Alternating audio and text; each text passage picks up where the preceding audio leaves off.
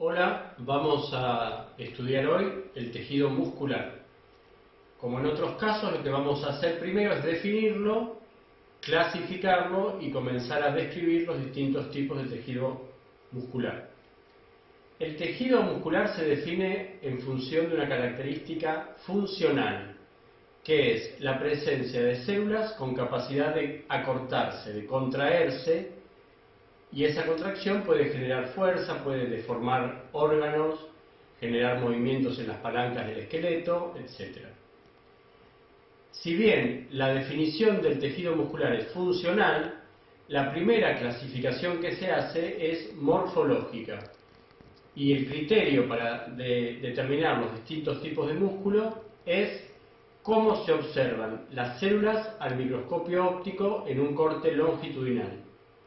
Ya vamos a ir viendo, pero todas las células musculares son alargadas. Acá están distintos tipos de músculo. En todos los casos las células son más desarrolladas en una dirección que en las otras dos del espacio. Esto es importante a la hora de mirar el microscopio porque no va a ser lo mismo observar la célula en un corte longitudinal que transversal. Entonces, cuando al microscopio óptico observo las células al corte longitudinal, me voy a fijar si la célula se ve con el citoplasma liso o estriado. Ese es el criterio morfológico para dividir en tejido muscular liso y estriado. Si yo observo un citoplasma homogéneamente eosinófilo o si esa eosinofilia es más intensa en algunas bandas. Es decir, en algunos casos la célula se verá homogéneamente eosinófila. ¿Por qué va a ser eosinófila la célula muscular? Porque tiene muchas proteínas, una abundancia de proteína en el citoplasma. Esas proteínas son las que permiten el acortamiento de la célula. En un caso se verá relativamente liso o homogéneo, y en otro caso vamos a ver zonas de mayor eosinofilia y zonas de menor eosinofilia.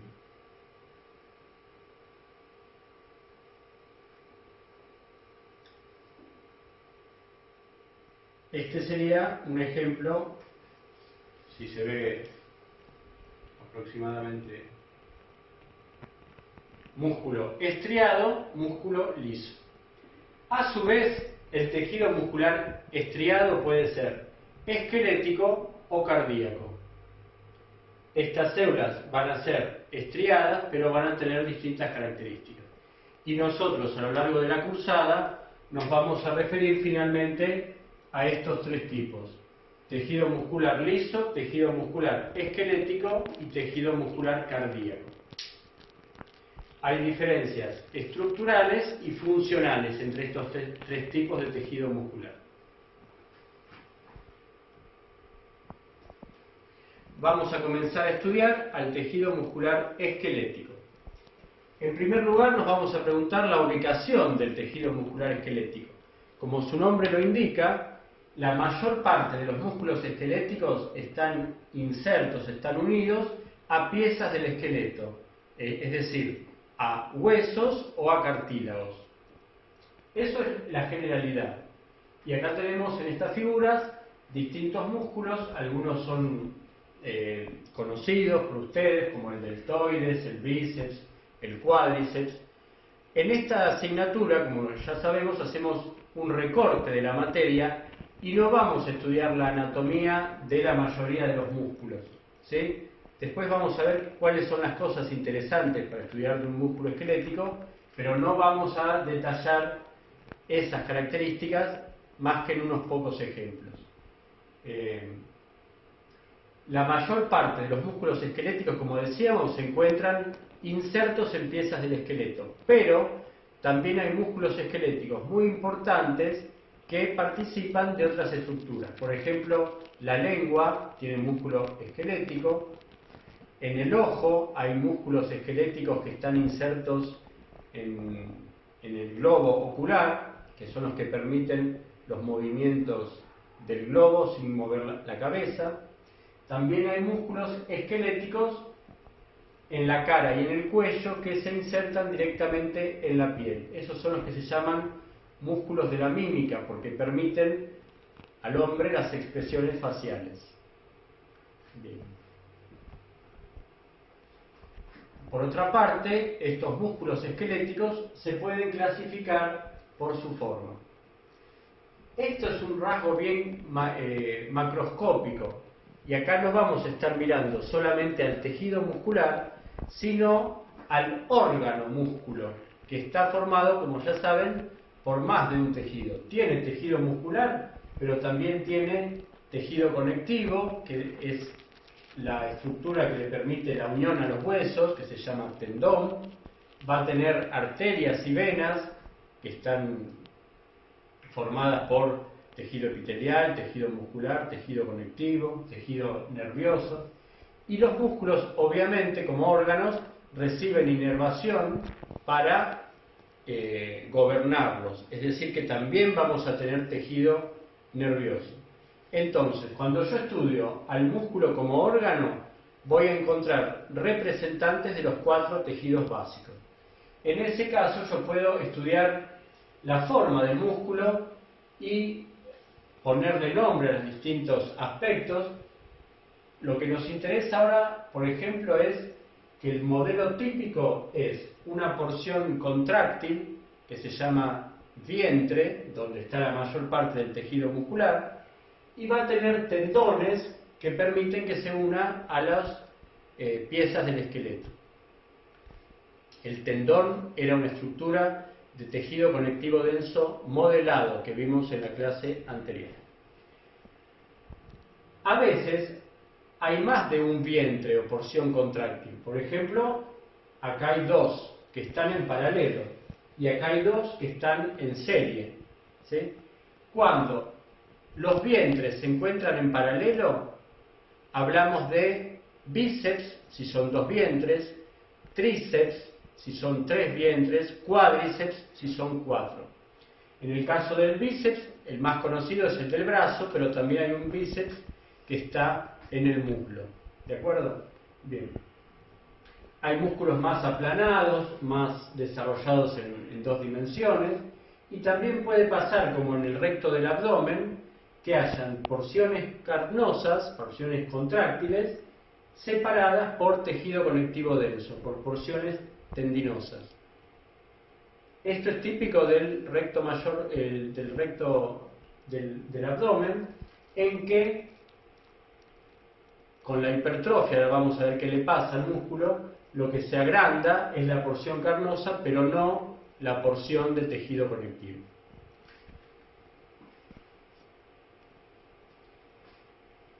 Este era el ejemplo que decíamos del recto mayor del abdomen. Acá tenemos de un atlas de anatomía cómo sistematiza, si este es el cuádriceps, cómo lo va esquematizando, resumiendo para mostrar las inserciones de cada parte. Algo interesante para ver del músculo esquelético es cómo participan las palancas del cuerpo. Las palancas tienen 3 componentes, que son un punto de apoyo, una fuerza que se hace y una carga. Hay 3 tipos de palanca dependiendo de cómo se disponen relativamente esos 3 componentes. Uno, que lo representan comparándolo con una tijera, y son, como ejemplo en el cuerpo, son los músculos de la parte posterior del cuello, tienen a la carga en un extremo de la palanca, la fuerza que se aplica en el otro extremo y el punto de apoyo en el medio. Esto quiere decir que cuando los músculos de la parte posterior del cuello se contraen, levantan la cara contra su peso. Cuando se relajan, la cabeza se va hacia adelante. No hay muchos ejemplos de este tipo de palanca en el cuerpo humano. Otra palanca, que es la que tiene mayor ventaja mecánica, tiene el punto de apoyo en un extremo la carga en el medio y la fuerza que se aplica en el otro extremo de la palanca. A esta la comparan con una carretilla. ¿Qué es la ventaja mecánica? Es poder levantar una carga de mucho peso haciendo poca fuerza. Esto ocurre, por ejemplo, al usar una carretilla. Yo no podría levantar una heladera con mis brazos porque es demasiado pesada. Pero si alguien la pone en una carretilla, probablemente sí pueda cargarla y desplazar ese peso, esa carga, con poca fuerza. Esto es lo que se llama ventaja mecánica. En el cuerpo hay ejemplos, pocos también. Uno de ellos es los gemelos, que son los músculos que están en la parte posterior de la pierna. Cuando yo me paro en punta de pie, estoy contrayendo esos músculos. El centro de masa está entre la punta del pie y los gemelos, por lo cual yo con poca fuerza puedo levantar todo mi peso. Piensen que los gemelos son aproximadamente del mismo tamaño que el bíceps. Yo estoy levantando cerca de 70 kilos, podemos dividirlo a la mitad, 35 para cada pierna, pero puedo hacer muchas repeticiones porque no me fatigo. Quiere decir que levanto todo ese peso con poca fuerza muscular. Sin embargo, yo si cargara una mancuerna de 35 kilos, probablemente no podría hacer ni una sola repetición porque este músculo no tiene la disposición de palanca que tenga ventaja mecánica. La mayor parte de las palancas del cuerpo son este otro ejemplo en que el punto de apoyo está en un extremo, la fuerza se aplica cerca del punto de apoyo y la carga está en el otro extremo de la palanca, típico del bíceps del brazo. O también se puede comparar con una puerta, en que la puerta va a pesar siempre lo mismo, pero si yo la quiero abrir desde el borde libre, cerca del picaporte, o desde el borde adherente, cerca de la bisagra. Hagan el ejercicio en su casa de mover esa puerta más cerca o más lejos de la bisagra, van a ver que lo que están cambiando es la posición de la fuerza. Cuanto más cerca del punto de esfuerzo, del punto de apoyo aplican la fuerza, más fuerza hay que hacer para desplazar esa carga. Por ejemplo, el bíceps se inserta en el hombro y en el antebrazo, pero se inserta bien cerca del codo. Es decir que voy a tener que realizar mucha fuerza para flexionar el antebrazo. Si la inserción estuviera más cerca de la muñeca, probablemente con mucha menos fuerza haríamos la flexión del antebrazo y podríamos levantar mancuernas mucho más pesadas. ¿Qué ventaja tiene esta disposición? Mayor precisión de los movimientos. No hay ventaja mecánica, pero permiten un control más fino de los movimientos del cuerpo. Esta es la disposición más típica de los músculos esqueléticos del cuerpo.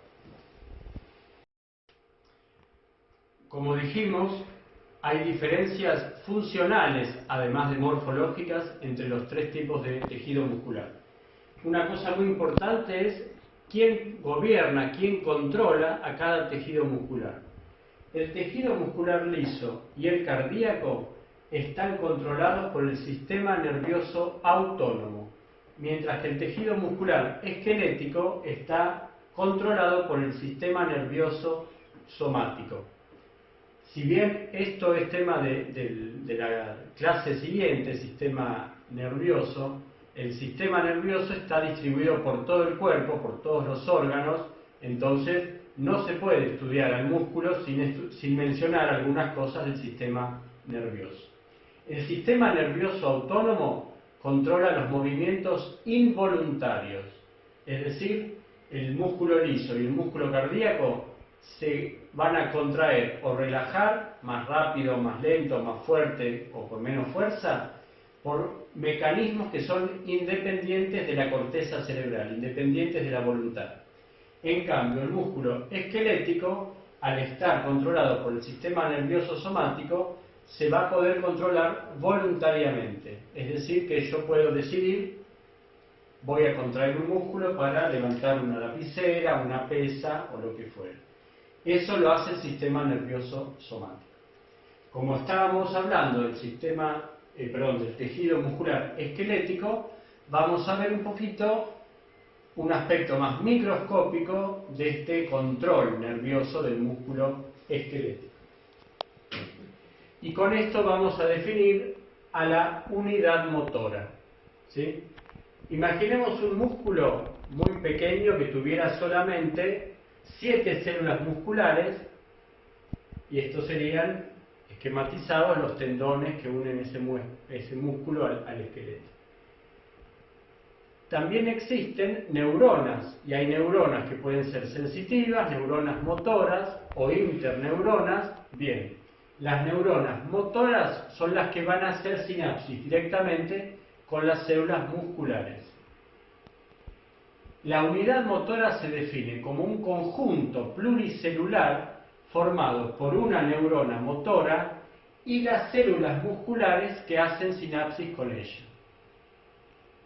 En este caso de este músculo modelo, tiene solamente 7 células y hay 2 unidades motoras, una de 3 células y una de 4 células. Esta neurona va a gobernar a estas 4, pero no va a gobernar a células de la otra unidad. Cada unidad motora es independiente. Bien. Cuando esta neurona se excita, va a hacer sinapsis a través del extremo distal del axón con las 4 células musculares esqueléticas a la vez. Y estas 4 células se van a contraer. Y esa es la forma en que se regula la fuerza de un músculo. Porque piensen que yo con este bíceps puedo levantar una lapicera o puedo levantar una mancuerna que pesa muchos más gramos. ¿Qué pasaría si yo le aplico a la lapicera, al fibrón, la misma fuerza que para levantar la mancuerna? Se escaparía. Bien. ¿Qué hace el músculo esquelético para regular esa fuerza? Lo que hace es reclutar o poner a trabajar distinto número de unidades funcionales, de unidades motoras. Es decir, que en un músculo real no van a haber 7 células, sino que van a haber miles de células. Pero esas miles van a estar divididas en una cantidad menor de unidades funcionales. A su vez, los distintos músculos van a tener unidades funcionales más chicas o más grandes, es decir, unidades funcionales formadas por pocas células musculares o por muchas células musculares, dependiendo de la precisión con que esos músculos trabajen.